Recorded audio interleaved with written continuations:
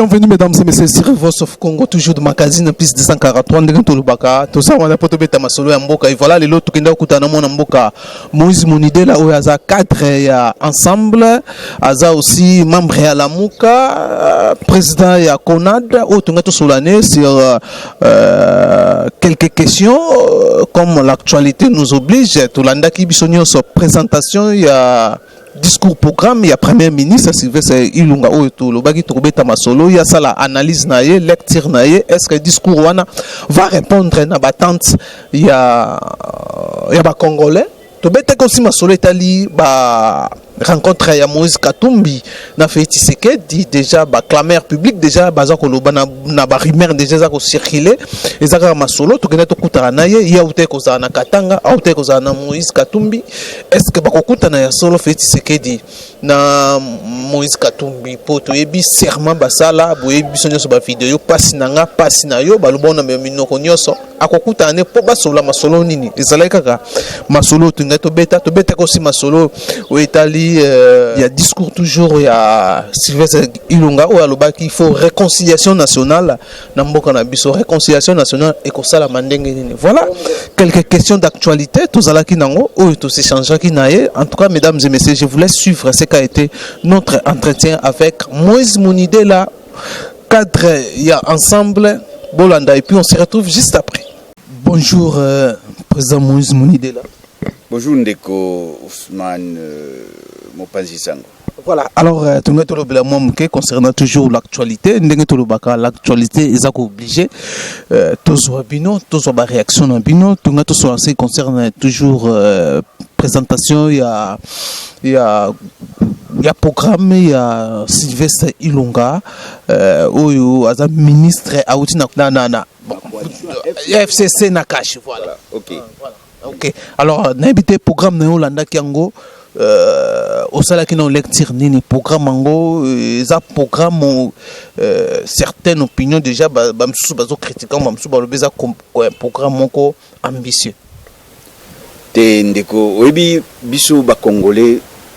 tout to mona nyonso awana mo Congo oyebi Congo eza mboka moko nzambe alingi yango mingi alakisi biso pe mingi na kati ya mboka eloko ya sika ezalite mutu akobangisa moninga azalite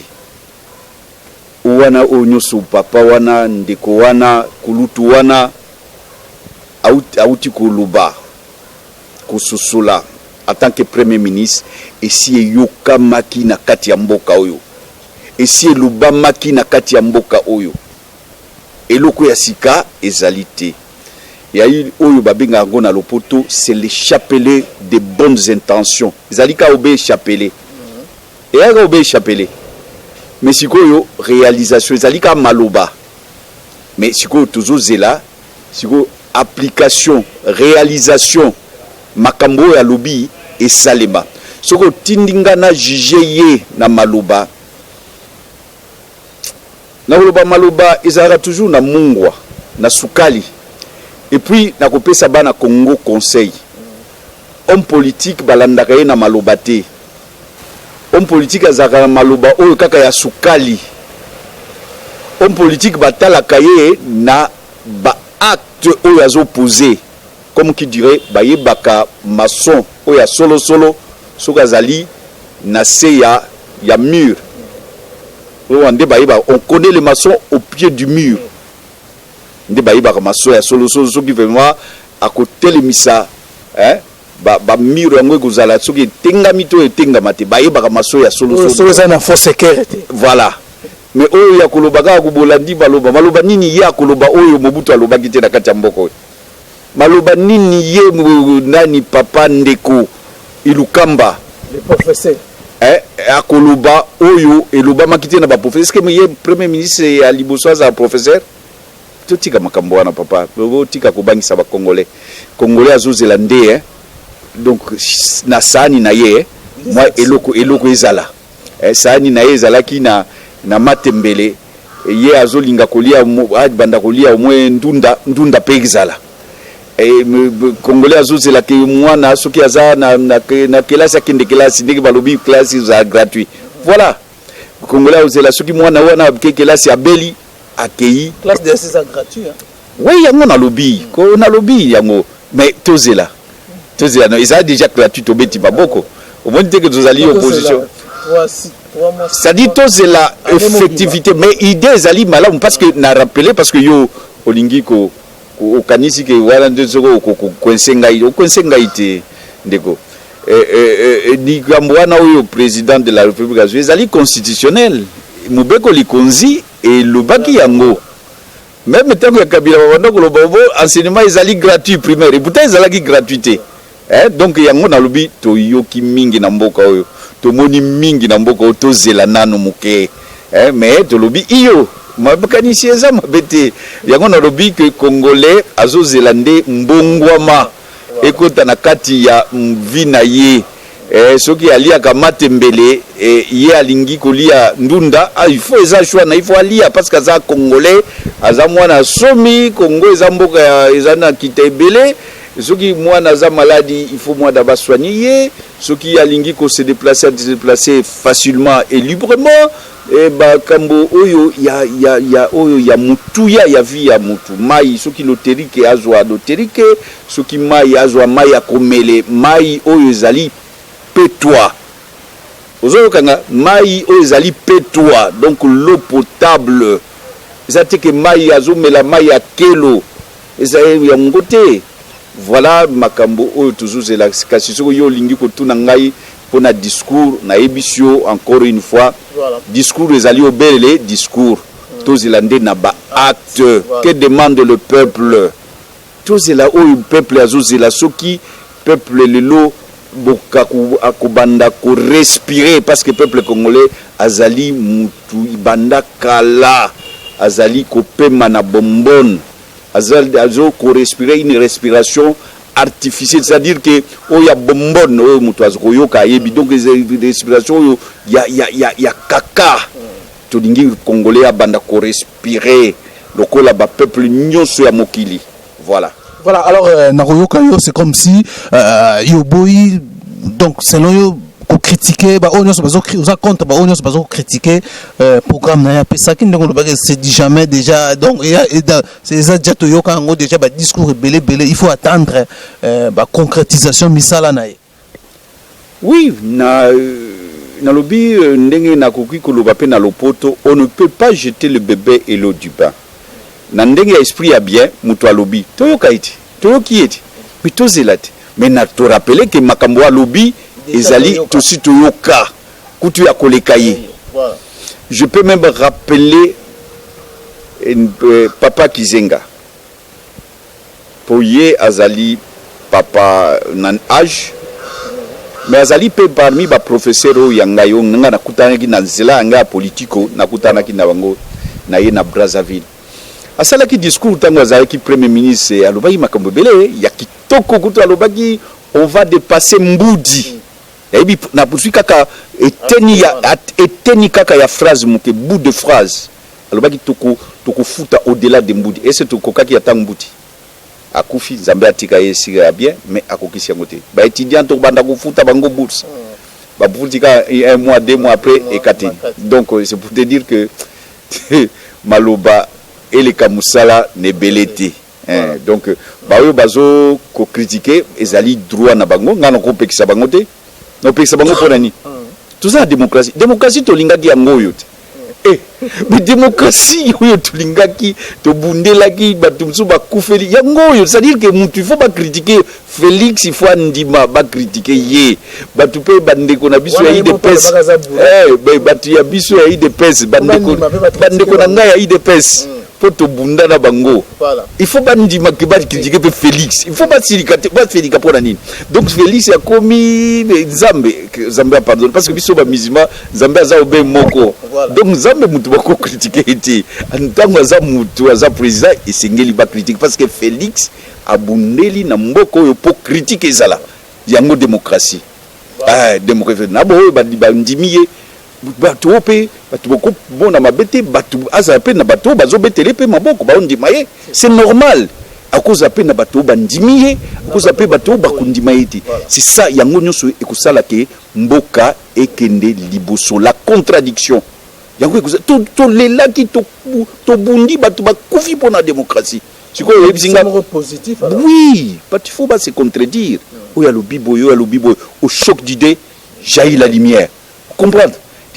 Donc ba critiquer nani wana. Baza raison na bango. Ba kumisa yango, bo bieza programme baza na raison na bango. Siko to zela to kotala siko yo.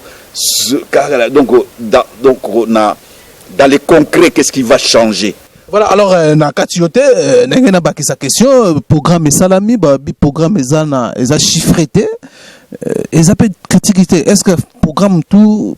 bakopesa programme au sang que ba chiffre et que ezana difficulté même na ba député ba mandataire ya peuple ba contrôler gouvernement ya heureusement la sina meseni na bino bande konanga ba journaliste bolingi songi mingi aozo memanga kaka na kindira na pesa ka ba critique ngana lo bibe to delat mais na ndenge yo lingi ko susula mais il faut programmer ça et puis ezali ndenge wana te programme il faut ezala chiffré mais sinon ezali ba chapeler yango to bengi ba chapeler de ba signe amikem ke mona que non rien du bon tete comme manga wana to kotianga contre mir wana te o lingi kotianga contre mina zalo na lo bake eloko nyosi za mabete ngana zali na esprit à bien na zolo belapé na esprit à bien. Alors, mais c'est vrai que programme et singeli ezala chiffré. Sinon, ezali kaka bilobela. Sinon, bamuso baloba bilorbich. Na kati yangitia sabino bakino boye ba negi batu balobaka. Ezali ka sango pamba. Ezali kaka nani bilobela mwanza. Ozomona donc tout ça ka bino bakino batu baloba boye. Donc yango soki ba programme eza chiffré te tokoki koloba ndenge wana mais ngalobi totiana no moi na se moi moke tout c'est la mais singela ki papa ndeko professeur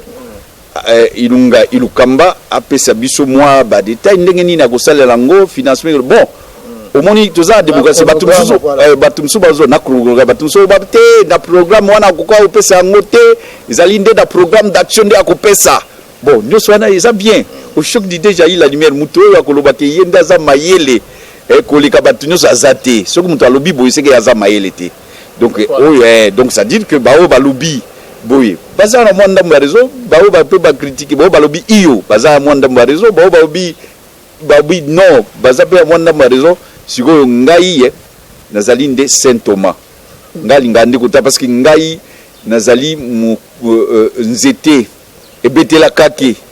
ekobanga te soki likolo ezoyinda akobanga te parce que ngai ndenge nazali awa nzambe ayebi namona na yoka ngamoko naza déjà acteur. Voilà, alors mais nakomona boye Moïse Monidela bakoloba que non Moïse Monidela a changé même façon d'ailleurs il y a qu'on réagir et ça dit à quoi vraiment aussi position surtout avec Moïse Monidela il y a régime passé ça qui kosiroko. Oui, c'est tout à fait normal parce que Kabila azaki mutumoko asli comment qui na niveau yo on a identifié les mal par Kabila. Les mal dont souffrait ce pays, c'était Kabila. On a une école à IDPS, il y a Tshisekedi, pour bien dire. Tshisekedi, il y a un moment, non, les mal qui souffrent ce pays s'appelle M. Mobutu. C'est l'incarnation du mal. Nous avons un niveau qui est salima bemingi de l'hélicoptère. Et comment qui a tout le monde, nous sommes au Salima et Zali Kabila. Tout ça qui n'a raison. Totalement, mais en tout cas, tout ça qui n'a raison à 90%, tout ça qui n'a raison. Si comme Mbongwana, ce régime, monsieur écoute, Mbongwana écoute, régime wana, Mbongwana ngai nazali parmi ba acteurs. Tu vas dire bateau, ba sali, ba bundi pour que les lots tous soient alternance nazali. Donc ba intègre donc pesant la première ligne. Olinga te, soko boy, salamokili na yo. Moïse Monidela. Alors, les lots tous alternance. Toujours mon adobi toujours talela mais non koko bandaka ko critiquer il faut na tia même bobol natala mais tant aussi ba problème e bandi yao nazolo basoko tuninga na kolobango peut-être yo mutu tuninga ite so par exemple tuninga makambo ya 15 millions obami Kabila tango akotala Moïse Monidela lobi Moïse Monidela azaki mukutia munoko tango ezaki ngai mais siko makambo ya Félix ba 15 millions pour bande ko na Félix na Vital bazu pouvoir do azolo be surtout wana c'est dit to za injuste même Zambia donc to zaki injuste contre Kabila. Mona Kabila to bana yango otokoloba. Pour Kabila donc mabe ezaube mabe. Et alors sinon Kabila alors pourquoi Tozaki na kanda Tozaki na haine contre Kabila parce que Batumsuso baye ils utilisent les mêmes méthodes que Kabila bando sala to betela bango maboko to beta bango mais na ndenge soko moni attitude nanga parce que tozana ebandeli c'est ça babanda ko lobobio gouvernement na tozali na gouvernement té et je me souviens la parole il y a Moïse Katumbi tozaki na réunion na Lubumbashi batube babanda ko loba oh non il faut toi là non to ko s'attaquer ndenge nini tozela to bis ngana za président équipe na yibi makamba football babeta kabal na équipe nyonso mibale soki za na terrain yisoka bo to beta bal ndenge nini to tizela gouvernement etiama batia gouvernement biso siko équipe ya opposition na équipe o eza au pouvoir to beta match na esprit ya bien na ndenge ya démocratie ozomona likamwana c'est pour dire que en tout état de cause en tout il faut tozela to banda kozela malgré que tozali na opposition mais to kosa la te que ya opposition kaka ya bilobela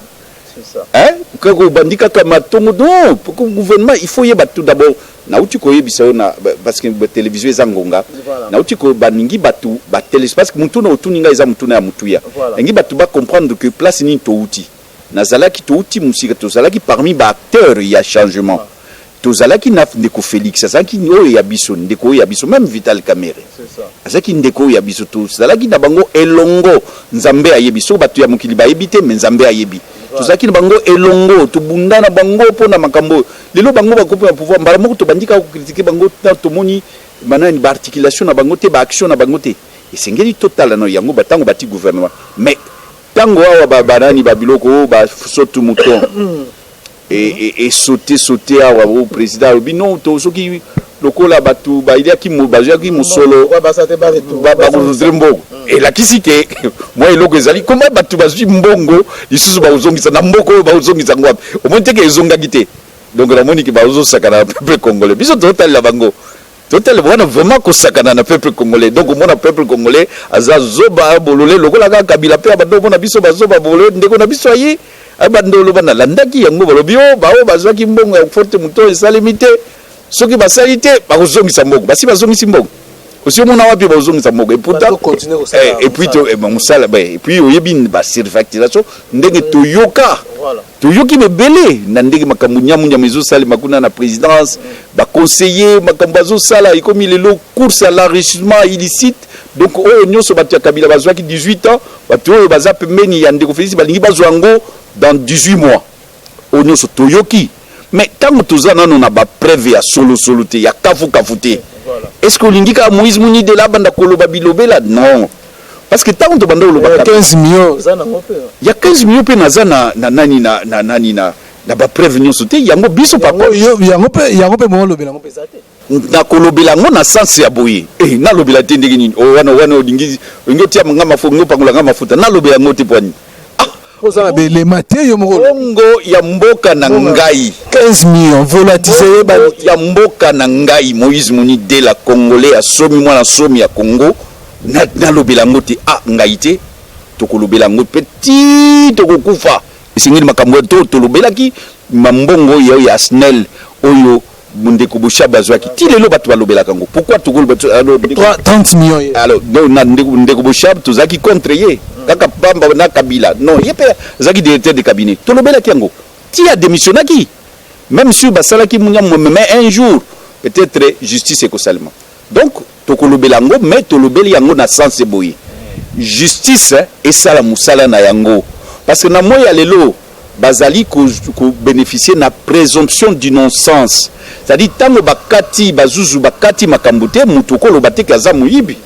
mais ezali na ba faisceau d'indices o balobaka na lopoto ezali na ba preso ezali na ba indication moko boye elakisi ke mutu wana tango mususu ezali ye muzimba ine mususu ezali besiko justice mutu akolakisa akolimbola akososola akopasula makambo mais avec quelle justice akala otozana ngo oui mais tout d'abord il y a justice namoni le président de la République a changé encore bon. Nalobi sur le plan il y a ndenge et salemaka. Et salemaka ne bongo justice. Sinon mboka sinon tolinga ki état de droit pour nini. État de droit sinon ngana goya le bobi ah Ousmane Azaki aza muibi. Vous voyez que quand on veut noyer son chien, on peut l'accuser de rage aussi. Donc singeli tous à la vraiment na limemia tout l'andamako yango na lobby mais tango lobby justice. Mais c'est là aussi to lobby la paix justice wana. Justice aux à l'instrumentalité. Parce que ça justice instrumentalisée ya malamuté. Donc on a moya lelo to lobby pe que bakoki ko sala obstruction na banquête ya justice ndenge tozo yoka. Ndenge tozo tanga na ba réseaux sociaux ba lettre outil ko sala boité bakangi ba inspecteur nakanisi ezali malamuté. To tika ndeko obat ndeko oyo surtout ndeko Vital Kamerhe parce que azali ndeko oyo bazo pointer au jour d'aujourd'hui azali na kwazo bénéficier de la présomption d'innocence mais au même moment il bénéficie des présomptions d'innocence il y a aussi des présomptions de culpabilité qui pèsent mais bato bako élucider bako lakisa solo utie lokuta ezaka bazuz andore ya nzambe nzambe pe akosala keba na nzambe ngana mona makambo belé na mboka oyo na ndenge tozana na dossier wana tozomona on dirait le chef de l'état moi passivité moko eza wana zoko osana ebité non un chef de l'état tango makambo yozala boye akoloba bi justice ça musana et loko ngai na kosenga la chef de l'état suka azana eloko akosala aloba kaka ke justice sala musala na yo na ndenge babangisa justice te ba intimider justice sala musala na yo eloko akoloba yango wana mais soki ye chef de l'état akomi kokata ye akokata makambo ni ya zazuzu te non na minute on dossier na faut s'impliquer après ça mais qu'on s'impliquer ça qu'on peut savoir de te bakanga songolo justice ça musala na allo bakaka justice ça musala na il est loba wana kaka à laisser faire à protéger kutu ba justice ba besusu wana na ndenge bazo bangisa bango na ndenge bazo intimider bango. Il y a aussi des inspecteurs au bakanga qui bien que le directeur ya cabinet a ute ku lo bakino il y a makambo wana yango tolubi ke mutu andeur ya nzambe na se ya mokilia wa isalaka zusu Zeus, il y a quoi comme Zeus a koboma, akolo babi babomio, Zeus, peut-être peine de mort, batio ninga, obaki batang bakanga peine de mort. Et donc Zeus akolo babomio, bakangio, Zeus appelle nzambe. Mais c'est quoi otika ngana lo batena obi? Voilà. Je suis c'est pas nzambe zali. Bao bazo sakana nanza, peut-être ba ibinzambe te. To mona muto ya batu bangala lokola ba mobutu bazalaki. Mais je suis nzambe betaki. Na ba mususu ba entourage na ye na kokende kutanga ba kombo na ite umona kipenza mutu na bomoyezi sisi ya nzambe beti aibi mosolo ya mboka aibi mesolo ya peuple mais asisi vi na ye lokola mubola même soki azaki na mbongo mbongo wana servir ye lokote wana izali justice ya nzambe parce que nzambe au ben nzambe akolinga jamais que peuple abanda ko souffrir bino 2 3 4 5 6 10 personnes bozozwa mbongo ya mboka mobimba parce que le professeur Luzolo Bambi alobaki yango ke corruption ezozangisa mosolo na libenga ya l'état au moins 15 milliards ezali na maboko ya batu na ba poche ya batu mais alobaki yango ye azali attitré c'est-à-dire azali na ba élément oyo pusaki ya loba boye ezali te ke babiso batu pamba nde tozoloba mais ye aloba donc c'est ngi koloba ke ce n'est pas normal batu babanda mbongo ya mboka batu mibale misatu mine mitano babanda ko jour nango babanda ko dondo na yango peuple azomona pasi tango zo sala boye nzambe akotika yo nzambe atikaka te na ebisio likambo oyo tala batu oyo basakanaki na mbongo ya l'état ba musu baza vivant bamusu baza bien mais ba ibele mususu okomona ye okondima te ke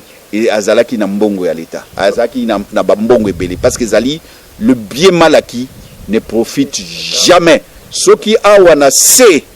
justice ekozala te atakuna po biso toza ba croyant nous croyons que na jour ya suka bato wana bakofuta. Voilà alors président Moïse Monidela, tout ça continue toujours dans le même ordre. Ndenge to lobaki on a siko bino la mukape par rapport à Roman na makambo nyonso ndenge za koleka. Bovandinier, il fallait aussi des actions sur le terrain la muka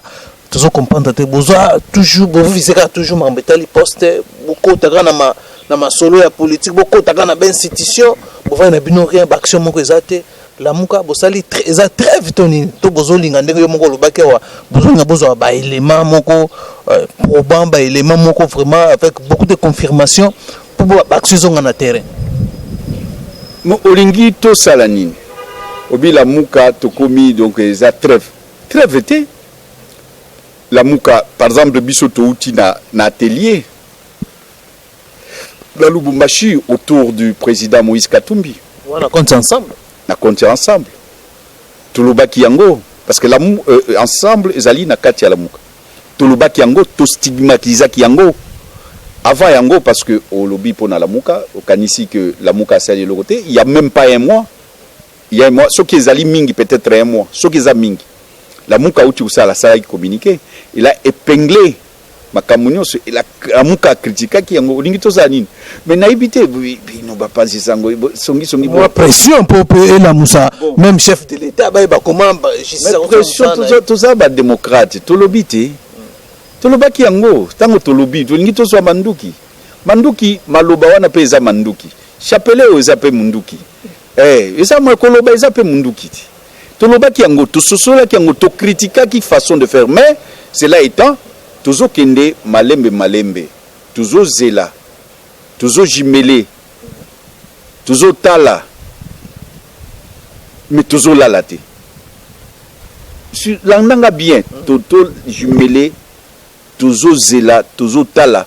ko zela tango tobi nazo zela engi olobete nazo lala toujours zela tozwa ba élément probant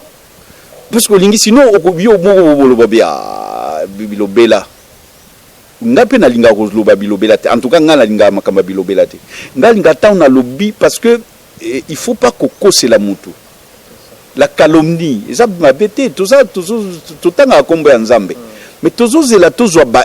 soko basali musala malam to baki opposition en tout cas biso na ensemble to baki to sala opposition républicaine so to moni bosolo to ndimi bosolo to so moni mabe to déplorer mabe wana to dénoncer mabe wana mais to c'est contrairement à vision ya bande comme ensemble non ensemble en tout cas sous le jus de Moïse Katumbi vision ya biso yango en tout cas vision est claire tandis que dans la Muka c'est tout à fait normal la Muka c'est une grande plateforme où il y a beaucoup de sensibilité c'est tout à fait normal qu'il puisse y avoir parfois des faux dissonantes c'est normal il faut tout intégrer en gros parce que les partis iniquité les partis étatés batubasi ba meseni kaka parti état c'est pas pour affaiblir aussi votre coalition la carte coalition on a divergence chacun non ils ont affaibli au contraire c'est pour la tout le monde on dirait comme si vraiment tout la question la muka kufi non c'est ça la bagarre na minembo kuna bino bozali botaka au contraire d'ici du kuna xénophobie zongi makasi bazoboma ba congolais bovandinier action moko ezate bino botala kaka ya chef de l'état natika ki loba po bananinga ki vraiment natika ki pe ba téléspectateur pe balanda mutuna na yo batala mutuna na yo bayoka mutuna siko boyoka réponse nanga voilà na lobite que wana divergence wana ba pour nous c'est la richesse ba divergence wana ba divergence mineure mais pas divergence majeure parce que tous on a la même vision bisonyo sona la muka mais la base c'est comme si bazo comprendre non tous on a parti iniquité tous on a parti étaté c'est normal zali ba na lingi ko employer ba mo ba prêtre sous prêtre na prêtre ba grand prêtre na démocratie zande nzambe grand prêtre na démocratie zali nde grand prêtre de la démocratie zali nzambe grand prêtre de la démocratie zali oyo asosala la pona peuple voilà ne grand prêtre Moïse Monidela na kolo bangi na grand prêtre ndenge nini banda dazana 18 ans na sala la rappel peuple na lobela ka peuple zo mona kolo baki na grand prêtre na ko tia tembe nani akutia tembe ba bazana pourquoi Moïse Monidela yo po continue masolo ya grand prêtre po to moni makolo grand prêtre continue na politique ba na tikeli bato bazolo ba grand prêtre bango bazwa ki grand prêtre ngai nazali porte-parole du peuple bango baza bazwa ba grand prêtre mais na ebisi bango que grand prêtre azali oyo asalelaka peuple nde aza grand prêtre. Mandela azalaki grand prêtre, Tshisekedi azalaki grand prêtre, nalobela te ka baro bakufa mutu ete Mukwege aza dans le vivant azali grand prêtre, docteur Mukwege azosalela peuple, ozo comprendre ba grand prêtre alo ba osali fanatisme nani oui Muyembe akozala grand prêtre osalela peuple mais ba grand prêtre okamati mbongo ya peuple ozoti yango na poche obi grand prêtre ye wana nde grand prêtre nga solo la masa na nga kinke sere menea abana olobela ye ngo daye mutu alobela makambo ya grand prêtre zaye mais obi jour moko batuni obi yo grand olobi oza grand prêtre osala messe wapi aloba ngo c'est-à-dire que yoloba ke grand prêtre eza na tina eza tika oloba ka grand prêtre donc Kabila et ni Kabila ni Félix baza ba grand prêtre te grand prêtre azali peuple grand prêtre ba grand prêtre aza nzambe so bango ba uzala ba grand prêtre basali la peuple to kunji bango Kabila den makambo asala so to bandi ko susula ngo to bandi ko comptabiliser ba crime macabre asali est-ce que to rolo ba grand prêtre to c'est la histoire peut-être histoire ko réhabiliter au moni le jugement de l'histoire le jugement de l'histoire est sans appel et sans corruption tous là tous anon calme tout tika na makambo ba grand prêtre alors olobi que biso la muka batwa okufa na Beni Afrique du Sud je crois que vous avez suivi moi j'ai suivi pour dénonciation propos ya Moïse Katumbi dénonçant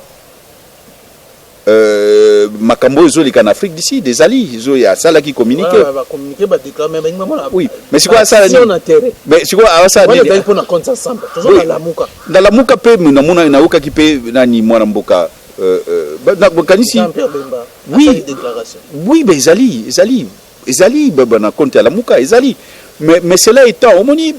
il faut boyer que c'est le pouvoir qui est en place qui doit gérer voilà na bakano diplomatique voilà. A élevé la voix au moni d'ailleurs que toi on nganzo kabo toujours le problème ya Afrique du Sud mais c'est partout qu'on maltraite les Congolais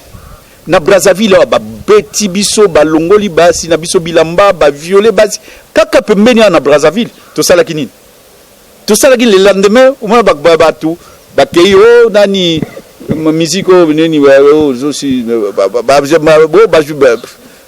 ma manifestation que na Brazzaville il n'y a même pas une bon ba musicien ezala ki na FESPAM une délégation officielle à Congo et alors que tous qui occasion à protester combien de fois na Brazzaville comment faire c'est d'abord voilà par exemple c'est une très bonne chose mais Brazzaville et Salibiso et Betik biso combien de fois ba Brazzaville ba humilier biso ka pembenia aussi au cas gouvernement et fongola tamunoko à l'époque et salaté alors yango ozolo ba opposant biso siko to bani biso to zwati ke mandu biso to nous ne pouvons que nous limiter ba manifester sur les malelotes na Lumbashi ba manifester sur les maki ba manifester ba militant na biso pour vous dire ba militant à la muka bazali en première ligne na Lumbashi bazo saccager je n'approuve pas cela je ne peux pas approuver l'acte de violence parce que déjà éducation nanga et permettre ngate deuxièmement religion nanga et permettre ngaité que ndenge ezali wana contrairement à ce que batu bakanisaka que l'islam c'est la violence non l'islam c'est la religion de paix assalamu alaykum donc que bokimi nzambe za donc ba musulman donc pour dire je n'approuve pas violence mais na yebisu na moment où nous parlons ezali ba militants bazo manifester et à travers le monde et ba militants à la muka en première ligne je vous dis bien au Katanga même si parce que pour ne pas trop y a dit na ba association mais je dis bien que nos militants sont là donc Beni Butembo c'est pareil to ça ndeni biso toza tozo diriger armée parce que tango boloba boyebino biso tozo diriger armée Moïse Katumbi alingaki akende ka kuna na Beni bapekisiye baboyi akende siko lingi tout ça ni et ça aurait été une occasion na bamite c'était une grande manifestation. Oui, alingaki a sa parole, alingaki a sensibiliser, à conscientiser, à vulgariser. Mais non, bah pesa qui occasion on a été. Ce qu'on lingi tout ça là ni. Au moins ndenge er moko tango botu na bamite. C'est vrai. Mais bota la rappel réalité. Mais biso na moya lelo tozali to se limiter ka na micro, oyo ko pesa nga micro na lobit. Voilà. Hein, au Pessinga micro, na lobby, est-ce que na bangi nani? Na lobby que Félix Azali, grand prêtre était. Kabila Aza, grand prêtre était. Bangouni Soumi Bali, grand prêtre, Togoye, Bazo, Bazawa, grand prêtre. Soko Basaleli, peuple, Lilobawan, il faut tiango, Moïse Mouni de la lobby, Kabila Aza, grand prêtre était, Félix Aza, grand prêtre était. Bakozala ba grand prêtre soki basaleli peuple nakati ba prêtre ba grand prêtre zali bao basali la peuple. Félix c'est à peine auti okota totala. Kabila mamunyo so auti ko sala tolo ba grand prêtre pona ko boma pona ko nyokola ba congolais soki za bongo za grand prêtre ya munyokoli ya ba congolais aza grand prêtre. Félix auti ko ma yango na obi totika ba domaine wana grand prêtre ngana zali grand prêtre te ngai nazali porte-parole à peuple, mais on a rappelé que le grand prêtre, Tshisekedi wa Mulumba, Bazaki, le grand prêtre, Patrice Emery Lumumba, Mandela, Bazaki, le grand prêtre, Thomas Sankara, Bomi Bango, parce que Balingaki, Banda ko evre pour le peuple na Bango. Mais na sukite que na batoka, Bakufi, Bolobaga, Balumuso, Mutu Akufi, Nda komi Mutu Malam. Non. Nga banda ko loba Kombo ya Tshisekedi na vivant na ye. Mi colonio so banda ko loba ke ye azali grand prêtre. Soki okoyi na bureau nanga okomona ti sikoyo banderole mo ezali wana no bike Tshisekedi c'est azali héros national. Ala véritablement donc héros national ezali ye ponani parce que asaleli mingi pona mboko to longwa na boumbu ya Mobutu. Il a œuvré et Lumumba asalaki to longwa boumbu ya ba Belge. Zuma ba grand prêtre. Ah. Donc au boy même ba Kabila grand prêtre bon peut bien que héros vivant. La famille politique. Non, ils sont tentés de cracher sur la mémoire ya batunga na porta qui plainte contre Kabila. Makambango esili dans le thé. Soko bakanisi esili, mais attention les loba bominga. Mais ma loba wana ma document wana ici kenda, ils en a ba coffre partout na CPI. Mais babilo ko nga loba kiango etikali. Un jour va juger, je dis bien les jugements de l'histoire. Nazo banga lelo attention ba juger Kabila, mais les jugements histoire, etikali na histoire. Voilà. Dans le baki tel jour, telle heure, tozalaki tel général azalaki wana na de amer na ye azope sa ordre tirer bazo boma batu bazo kufa lokola batu bazali na tangaki kombo ya un capitaine, deux capitaines moko Butembe na mususu oyo ya kombo bazalaki wana jour wana bazo baoloba biso musala biso te baoloba na Kambale Butembe na Kambale tango Butembe azo sambisa ngai Kambale ayobi non biso rôle na biso ezali ko mema bango zo lekisa bango ta to mema bango to kende ko tirer bango na champ de tir. Voilà, bazali vivant na kosi bango te na koseli bango te. Donc c'est pour dire que lelo o ngana mona ki jou wana on a ke mona na makala on a yoki na makala. Donc je suis un témoin gênant. Je suis témoin oculaire au regard. Tango bazolo ba kapangala bakufi ba roxy tango bazolo ba Kabila azali grand prêtre Kabila azali soki ba benga ko so partenaire soki ya démocratie soki grand nani mais dit ça c'est cracher sur la mémoire ya batu. C'est cracher sur la mémoire ya batu. C'est pour cela d'ailleurs ngana zo senga que tout ça là commission vérité et réconciliation. Na senga ki yango j'étais le premier dango na sepeli ndenge premier ministre alobi photo ça là réconciliation. Oui, Nazali pour la réconciliation, Nalobaki que je suis prêt à pardonner Kabila. Moi, je suis prêt à pardonner Kabila. Au nom de ma foi islamique, au nom de Dieu, parce que Dieu nous demande de pardonner. Mais pour pardonner Kabila, il faut que Kabila assenga pardon. Il faut que Kabila assenga pardon na mai asalaki ngai na ko pardonner. Et je sais que beaucoup de Congolais vont pardonner parce que Congolais azamutu ya mutema, ya NT. Congolais azamutu ya mutema mbindote. De nature, hein, je l'ai dit, nakanisi, soki nakosi nzambe a pardonner, mais de nature, ndenge Congolais azamutu moko ako pardonner vite, abosanaka même vite. C'est peut-être un défaut, mais ça peut être aussi une qualité qui abosanaka.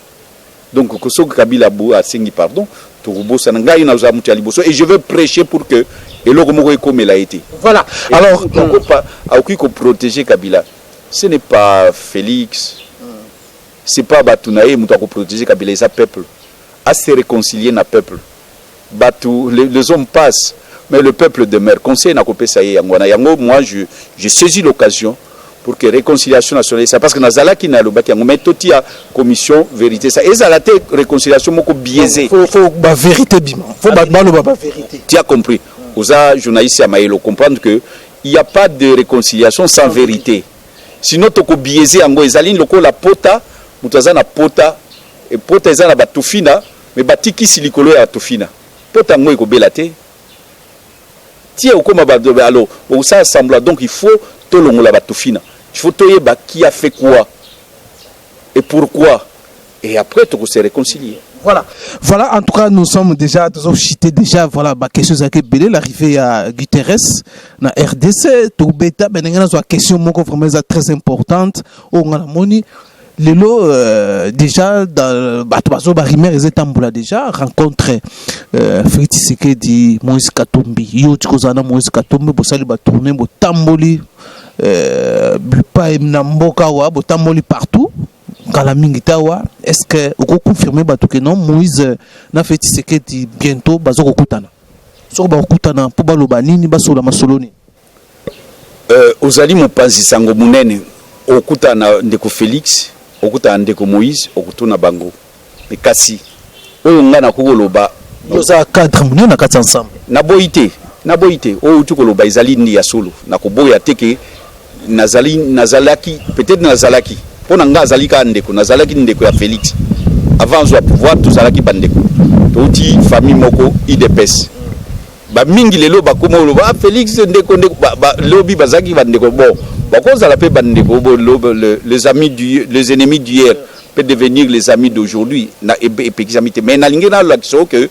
lobi tozalaki pe lelo azali président de la République talaka nga mutupamba na ebité makamnini azo sala na ebité makamnini azo kanisa donc comment olingi ke ngana loba makambo ya président de la République na ebité naza na secret na été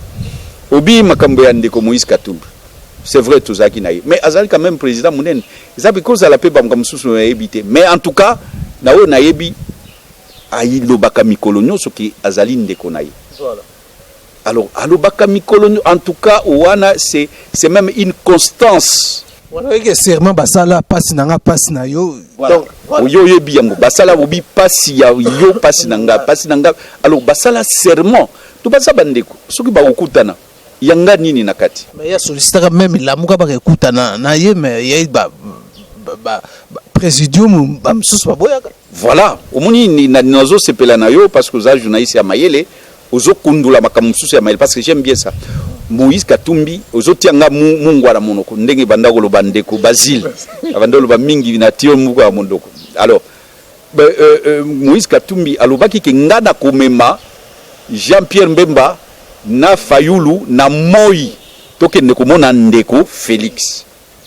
alobaki yango na mwabomba yango donc c'est dire que eloko ya mabe ezali wana te tokomi na ere ya réconciliation pourquoi les gens ne peuvent pas se parler. Réconciliation ne veut pas dire que Tokota n'a qu'à pouvoir. Non. Je me réconcilie avec Kabila. N'a commis tu as peu perdu. Non. Dans le but que Kabila, il faut se réconcilier avec Kabila. Kabila, il faut se réconcilier avec le peuple. Vous voyez, donc il faut vérité. Donc peut-être que tu as okuta na wana. Peut-être que tu as la vérité. Dans le cadre de la mouka. C'est que la mouka la vérité. Vérité désigne pas que la mouka, il y a un président décliné qui position ya Moïse Katumbi boyaki siko nazo tuna moto ndé ya Moïse Katumbi ensemble bozomo na chef de l'état ce qui est salemi na ndenge ya réconciliation nda moni mabete na utuko loba yo lingi kaka na loba ndenge ni ndeko yo lingi kana loba mabe non na ko finga mutu te éducation nga permettre ngate na ko loba ko utiliser ba langage ordurier te na lobi que mabe ezalité déjà ngai na définissa ka politique lokola addition, multiplication et non soustraction et division. C'est-à-dire que eloko nyo se sangisaka ba congolais o ekoko sangisa bato ngana petaka iyo. Tango malgré bato Moïse mo dida o komi mutu Kabila ngobi ko mutu Kabila ndenge Kabila déjà atinga na pour tala ndenge akaninga anyokolinga ba nazalaki élu. J'étais élu ndeko. Mais Kabila na batu na ibaboy parce que les alaki ba mingi bazana députation wana ezali sous recommandation ya Kabila 90% ya batu bazana kuna bazana sous recommandation Kabila atingate mais na lobi Kabila aza mwana Congo esengeli to se réconcilier na ye na mabe nyonso asali mais ezate que réconciliation ezala ya mbebu ezala ya motema asenga bolimbisi na mabe oyo asala aboma bato ebele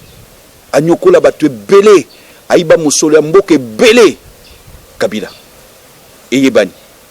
que tango akosenga pardon Moïse Mounide la cause les grands défenseurs na ye parce que je vais défendre la vérité et la vérité finit toujours par triompher. La vérité tango muto alobi bosolo tango alobi bosolo tango se confesser yo nani zambe a pardonner biso na mabe nyonso siko yo nani oboya kolimbisa mutu soko asengi mbolimbisi et puis le pardon libère. Kabila a regretté il n'a pas eu 15 personnes a tout regretté sikoyo encore babanda ko rendre abi oh babilo mususu ndeko Félix azo sala kana ba koloko kaka oyo mais amoni on dirait mais ye babanda ko saye parce que zaki na batu solo alo batwana batinda ki eteke à se réconcilier na peuple bando yipseka nyokola bango tinda bango bomba bango alo ke batwana balingi ete balinga ki nde musolo na ye balinga nde pouvoir na ye balingi ete biso tolingi parce que tolingi te ke akene na CPI si il demande pardon à aucun de ces pays. Si a demandé pardon à aucun de ces pays, à supposer qu'il n'y a aucun de ces pays. Mais mon thème est très chargé, Kabila Negazawan. Mon thème est très chargé. Est-ce que vous êtes libre? Kabila vous êtes libre. Est-ce que vous êtes libre? Mobutu est malheureux que son âme repose un peu, mais le fait qu'il y a Sengaki, pardon, les pardons libèrent. Yango, je saisis encore une occasion pour un message de réconciliation au Premier ministre. Parce que moi j'ai déjà ouvert la porte. Écoutez, la porte est grandement ouverte. Nous avons déjà dans la lignée. Il y a tout ça la réconciliation. Mais avant toute chose, pour mettre comité, vérité, réconciliation et paix. Tout est comité, justice, vérité, réconciliation et paix. Souka souka, ils alindent paix, kimia, salam. Boboto, Bondeku, il y a finalité. Mais avant toute chose, il faut justice et salema, vérité et l'Obama, réconciliation et puis kimia. Voilà, merci vraiment Moïse Mounidela de nous avoir accordé cette interview. Na pesio mukakoswa na ndenge ozosala musala ya okoba ko continuer ko sa musala te ya complaisance ko tuna ba mituna ya complaisance ya dialelo. Donc Vox of Congo ezali média oyo et ezo sosola ezo limbola ezo permettre les sans voix back s'exprimer surtout que ngai nazali porte-parole du peuple et tango pesanga micro na yo oyo nalobaka mingi sokotali ezali ngai te ezali ya peuple oyo peuple azoloba que demande le peuple nazoloba awate lobaki yo bozolinga kutu socialité pour tokota na pouvoir lobi ya lobaki yango okreta ki biso ngai soki ezalaki pona kokota na pouvoir en tout cas na ngai azala ta balayer na présidence ou bien même na primature oyo ya ndeko na ngai ya uti koleka awa Chibala parce que tozaki na ye na boloko alingaka uzanga kopesa ngate obi Moïse Mounide loza masuwa na ngato bandolia na o vungure na makala yako fanda tawa obanda ko baleya tabiro na ngai alinga zanga kopesa ngati ba bazalaki ba ministre na yo na baleki biso nani ezali parce que yo peut so passage de la ministre na ya ministre mais baboya kate mais c'est pour dire que ngai nazo sala musala onga na sali na j'ai décidé de faire la politique du peuple pas du ventre. Je suis un patriote et non ventriote. Nasa ezali et la kana pesa nzambe ki ngai na kusala politique pour na peuple parce que na politique pour na batu pour na faire plaisir batuté. Yango mona ke na banga niliwa te na banga prison te na banga mo pepe yango na yebisio ke nzete betela kake. Voilà. Et banga kate di kosoki likolo inda combien de fois Kabila Mobutu akanginga. Combien de fois Kabila père akanginga. Combien de fois et Kabila fils ya kanginga soki zaki kapona lokoso ya pouvoir mais okutinga été na se alida mewa na zolobela ka peuple mais olinga ke olandanga na ministère moko munene ça va merci c'est moi qui vous remercie. Okay,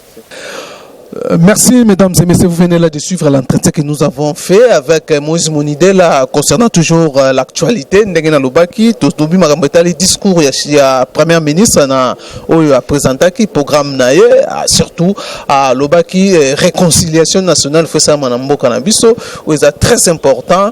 faut ça la ma to bulandi comment Moïse Monidela répondre na ba mituna na biso commentaire msusu to ça les até je crois que tokutani prochainement na numéro msusu. Merci na équipe oyo et tenir que besoin ba image na qualité kitoko. Merci na Bertin oyo derrière la caméra. Merci aussi na Francine na montage ndenge alambi ba image oyo po besoin na ba qualité ya kitoko. En tout cas, quant à moi, je vous dis, restez toujours fidèles dans Voice of Congo. Abonnez-vous massivement sur notre chaîne Voc Info TV. Tokutani Mbala Yasimana numéro Msusu. Bye bye.